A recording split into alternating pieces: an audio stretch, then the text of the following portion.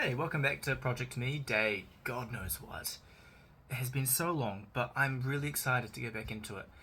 For a start, I have a lot more time on my hands. I'm no longer feeling as pressured and as stressed as I was the past couple of weeks.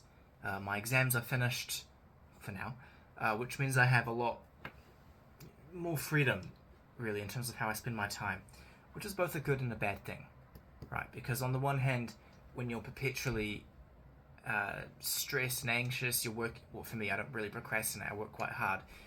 It just means all of my energy gets focused into that. And then when I'm not working so hard, I'm sort of left wondering, what the hell do I do? And because I'm bored. And what boredom is an uncomfortable, novel sort of feeling every time it happens. But because it's such a rare thing, it really is a privilege. Boredom is a privilege. And so it's nice to feel it again. It's sort of like welcoming an old friend, I suppose. But yeah, I'm sort of in the eye of the hurricane at the moment. My exams are done, so the pressure's behind me. But then my grades are going to come out soon, and I know I'll be disappointed. I always am. And I'll be left wondering, what if I'd done this? What if I'd studied a few more hours here and done a little bit more prep in this one specific area, all that. And I know I'll end up driving myself up the wall because I care far more than I probably should, but I care quite a bit. And although law isn't at all what I want to do, it is important to me that I at least get invited to the honours program. I'm 3 years in. Out of a 5-year degree here in New Zealand, law is 5 years because it's a bachelor's. So,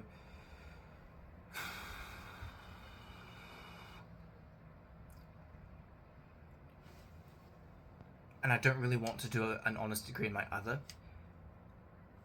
degree. You have to do 2 degrees when you do a law degree here. So I'll be doing a bachelor as well as a Bachelor of Arts as well as my law degree. I don't really want to do an honours in the Bachelor of Arts. I'd much rather do it in law because it's a much more rigorous standard and it holds more weight. So to that end, I hope I get invited to the honours program. I don't know if I'll say yes yet. Depends on a few things. But I at least want the opportunity to decide and say yes or no.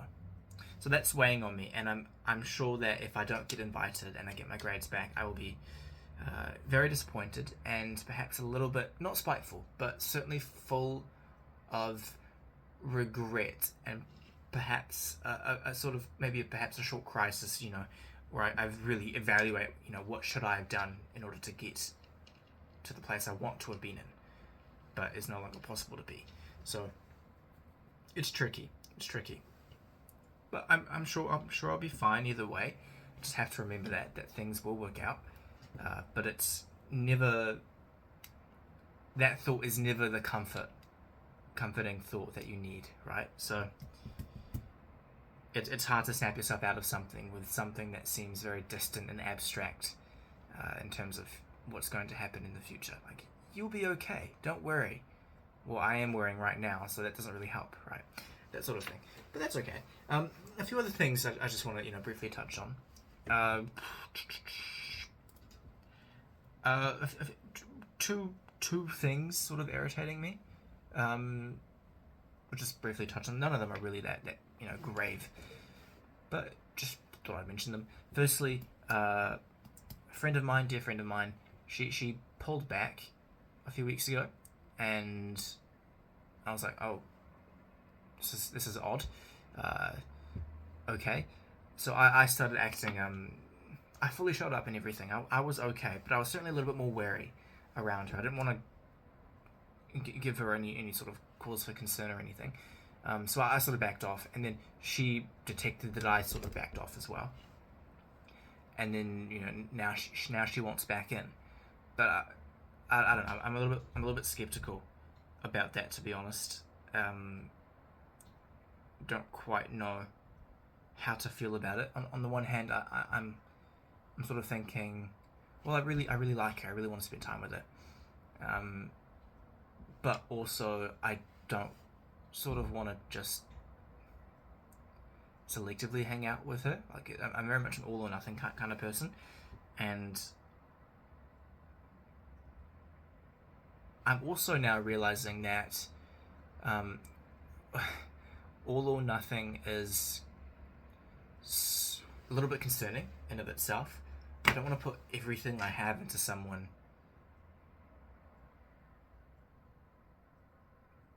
just to have them run away. But then I sort of get into the conundrum of, well, that's how connection actually happens. You have to take the risk. You have to be vulnerable. You have to invest in a relationship if you want it to go anywhere. So if I refuse to invest to begin with, then it's definitely not going to go anywhere. And I can't keep holding people at shoulder length. I cannot keep doing that. It's my big failing as a person. I'm too concerned with being safe that I forget how to connect. It's a legitimate problem I have. I need to get better at it, and it's very slow going and very tough on the people who do actually want to connect with me, because I just don't reciprocate quite the way they want. But I just don't know how, and I don't want to turn the blame onto them, but they're not usually very patient with me, which doesn't exactly help me. But it's something I will get better at. I just need to force myself to be uncomfortable doing it. And I trust that eventually I will get better. I trust that I will. It's slow, it's hard, it's painful, but I'm trying. The other thing that sort of bothers me with this particular friend is I feel like I'm sort of walking on a double tightrope with her. On the one hand, I'm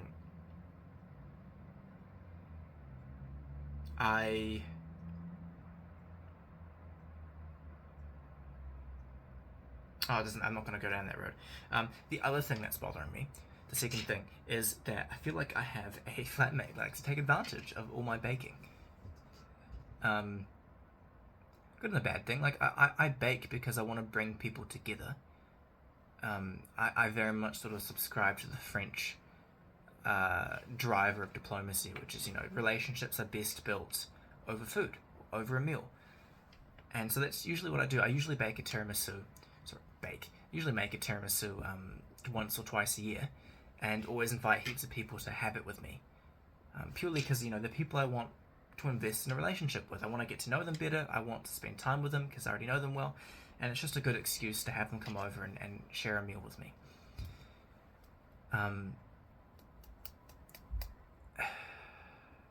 But then she, I don't know, I just don't feel like it's reciprocated at all. Very much, at least. So it feels mostly one-sided, which is a shame. It's not like I'm asking for her to meet me, but I'm disappointed that she doesn't. And so maybe it's just an unrealistic standard that I impose. But I'd like to call her a friend. But at the end of the day, if something isn't for me, reciprocity is the cornerstone of any friendship or any relationship in general. And if I just don't feel like there's any reciprocity or any reciprocation from someone else's part, then can I call them a friend? I don't know. I lean towards no. I really enjoy spending time with them when we do. They're very funny. But I just the things I put into it, I just don't feel like I reciprocated. Maybe I'm wrong. But that's just my perception at that, for now, at least. In any case, move on. There are some really cool things to be excited about in the future as well. I have booked a trip to Morocco with my dear friend for next year. It's actually my dear friend, her flatmate, and her sister. But I'm going to have a great time with them, I'm sure. I'm a little bit concerned about the price. I mean, it's not that expensive. We managed to get some great deals on airfares, and there's, a solid budget going around. But I just the idea of spending thousands of dollars just it was a hard blow for me. I don't really have that much money, and it's coming out of my savings, and it's hard to make a lot of money while you're also studying. So it's quite a hard blow on the savings, but it would be worth it, in terms of life experience and just getting exposed to another culture. And more importantly for me, what I'm most excited about is the opportunity to learn some Arabic. I've been wanting to learn it for years and years and years, but because, study and for school and or work, it's just always taken the back seat. But I thought, okay, well, booking a trip to Morocco is going to force me to get in the driver's seat and actually start learning it now, months and months in advance. And so I am really quite excited to get started. I bought myself an Arabic textbook, looking forward to doing that over the coming months and finding people to converse with in Arabic as well, which will be really fun. It's a language, and I'm going to say culture, knowing very broadly that it's a very diverse ethnicity, region, however you want to define Arabia, but it's just such a rich culture and people that I'm really excited to get into it. I've been tossing up, what language to learn for quite a while now. Like on the one hand, I speak Spanish and French, so Italian and Portuguese have always sort of been on the list just because it sort of flows naturally from those two, and I'd be able to pick it up pretty quickly, I think. I can generally understand the reading. Like if I were to read it, I'd understand it, or if I hear some of it, I can pick up words. But the speaking is, so far eludes me. So I'm sure I could pick it up if I tried, which is partly why I thought Arabic would be good, because it's something completely new. I, maintain the neuroplasticity even as I develop the prefrontal cortex. So I thought that'd be really good, and I'm really excited to do that. I'm getting back into reading as well, which is great now that I'm not reading 150 pages a week for my law courses or my international relations courses or whatever it is. It's a lot more enjoyable to read. So that's nice.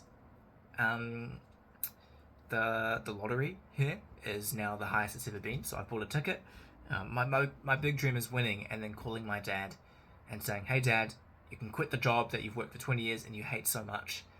You can open a cafe like you've always wanted, or run an avocado orchard like you've always wanted." So I've always, that's my little daydream. If I were to win the lottery, I wouldn't call him. I'd fly up and tell him in person, I think, which would be really sweet. And I'd love to do that, but alas, the odds are stacked against me. But I'd love the opportunity to do that. And then you daydream about what else you do the money for, and I think I'd put it all in a trust fund. Save $2,000, buy some new clothes. I could use another suit, for example, and some more collared shirts. Buy a vacuum cleaner for the flat. Buy a rice cooker for the flat. And then just put the rest away. Put it in, invest some of it in stock. I diversify, put some of it in stocks, put some of it in treasury bonds. Put some aside for higher education. I've always wanted to study at Oxford or Cambridge, and I love the opportunity to study there, but it costs a ridiculous amount of money. And I know there are scholarships, but frankly, if I won the lottery, then that scholarship could go to someone else, and I could just use the lottery money for that. So I'd love to have the opportunity and the financial freedom to do that, provided I, of course, get in. But that's sort of my daydreams, But more importantly, for someone who wants to go into a career in public service, corruption is a huge problem, and the risk of corruption is a huge problem. And without any incentives, I trust in my integrity, but without any sort of incentives to acquire more money, I feel like I can be the best version of myself and not be enticed at all by any of that. And because I already have the sort of financial independence behind me, I have no interest, no need, no inclination whatsoever to dabble in sort of the dirty politics that we hear so much about, and just be a politician with integrity, or a public servant with integrity. I don't like the word politician. But yeah, it's enough ranting about winning the lottery. It's never going to happen, but it's nice to believe sometimes. It's nice to believe. but you just encounter a different kind of problem. You just encounter a different set of problems when you have money. So it'd be interesting to experience what those are like, and try and do right by my people. But yeah. Anyways, trying to decide what to do over the summer here. I'm gonna study another university course to get some extra, just knock out some work so it's a little bit easier going forward in the degree. Looking for jobs at the moment. Been a little bit slack with that, to be honest, but I do get the student loan because I'm studying over the summer. I still get the student loan and can afford to pay rent over the summer, so it's not a huge priority that I get a job because I'll still be studying. But something would be good, just make a little bit of extra money to put me through the next few years. So yeah, I don't know what I'm going to do yet, but I'm probably end up going home for a little while and seeing the parents, which would be really nice because it's always nice to catch up with family, right? But yeah, no, that'll be it for me. Hopefully, I want to get back into this on another, sort of semi-frequent basis again. So I need to decide how I'm going to do it going forward. When I just have a big issue I want to talk about, do I just do one video for that, or do I go back to sort of the one day, for lack of a better word, it's my lights. Oh gosh, so bright. The sort of one day vlogs that I used to do, where I just report on my day and talk through everything that happened. So I need to decide what I want to do there. But lots to think about. I'm excited to get back into it. I really am this time. I've said that before, but I do really mean it. Yeah, well, that's it. No matter where you are in the world, I hope you have an absolutely fantastic rest of your week. Just all the best, guys. All the love from down here, from down under. Take care. Cheers.